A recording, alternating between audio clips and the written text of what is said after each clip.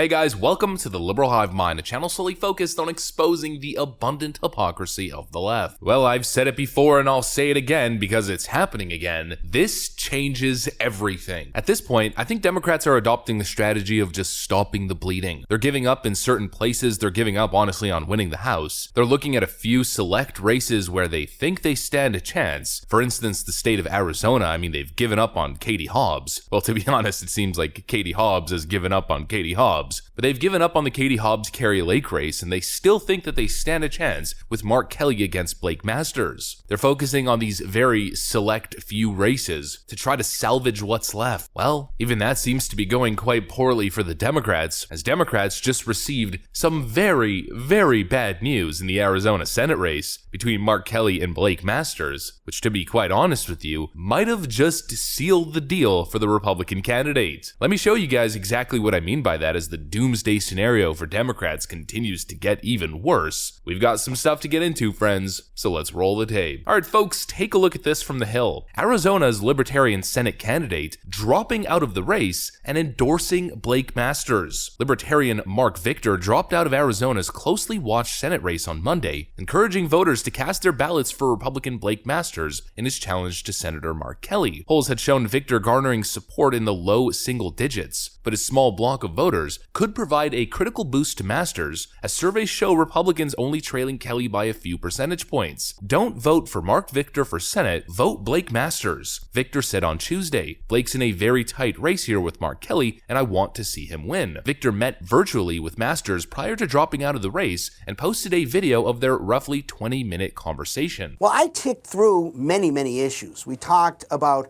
lots of economic issues, we talked about lots of civil liberty issues, and while we don't see eye to eye on everything, I feel very confident after that conversation that Blake Masters is going to do everything he possibly can to further the interests of the Live and Let Live global peace movement. My takeaway from that conversation is that this guy really is, in his heart and in his mind, he's in favor of doing everything he can to get us very sternly, very smartly in the direction of Live and Let Live.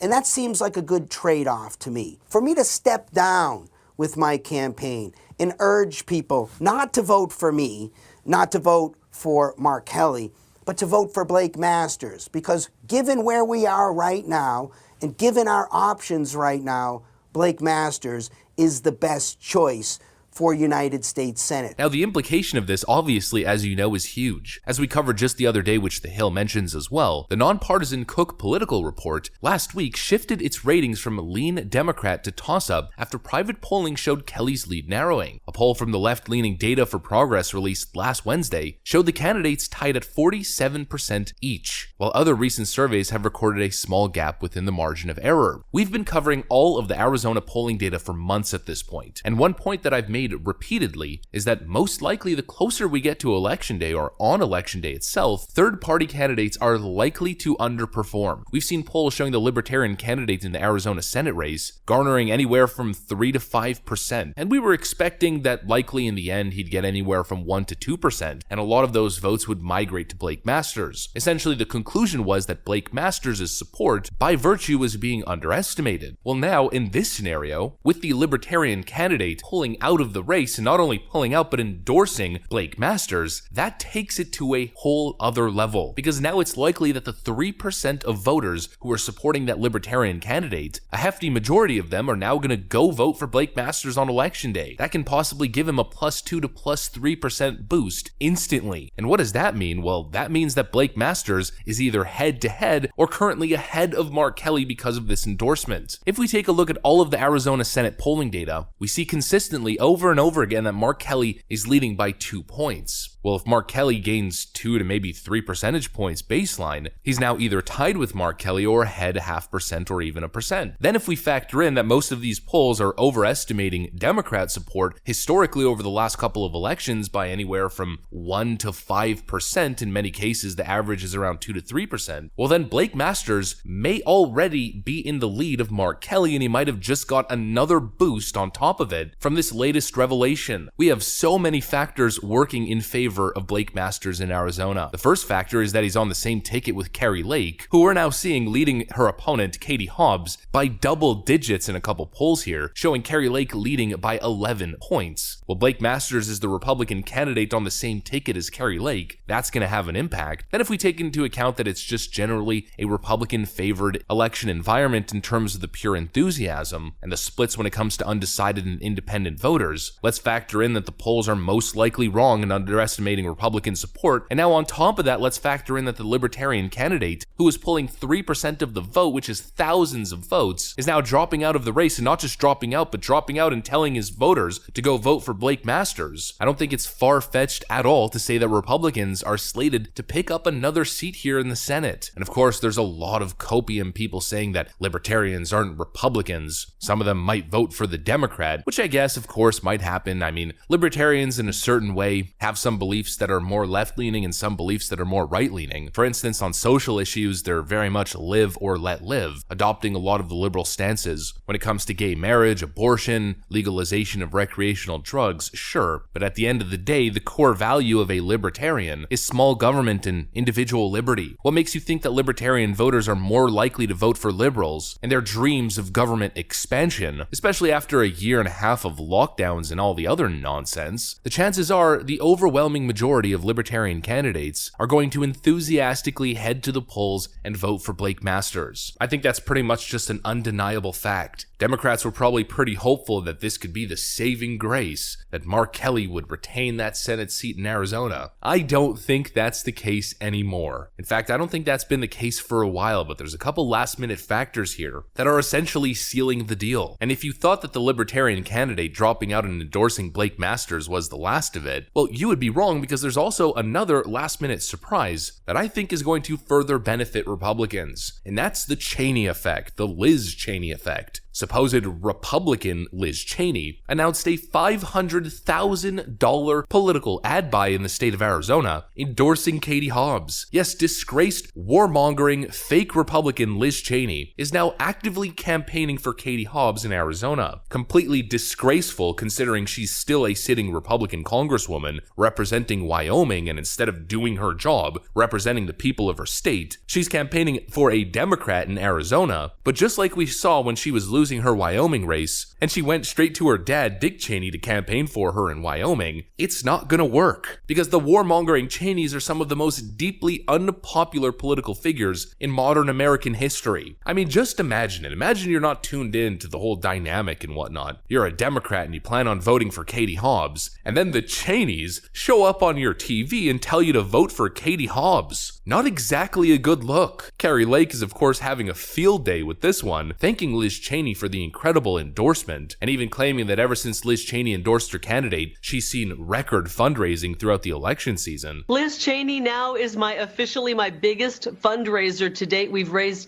$500,000 since she did the anti-endorsement, and people are still flocking to our website, karilake.com, and donating. It's been an incredible boom for us in fundraising. So I got to extend a big thank you to Liz. And at this rate, Tucker, we might have to invite her to our inaugural ball, because we're going to have to thank her for bringing in so much fundraising money for us. A couple last-minute October surprises, I guess you could say. They just qualify right at the end of October. Well, I guess maybe that's not true. The Mark Victor decision came in the morning of November 1st. So maybe we can call it an early November surprise, but a surprise nonetheless. And it's certainly not good for the Democrats' election hopes. That's what I got for you guys, though. Hopefully you enjoyed it. If you did, make sure to leave a like and possibly subscribe to the channel. I'm gonna get out of here. Thanks for watching, and I'll see you on the next one.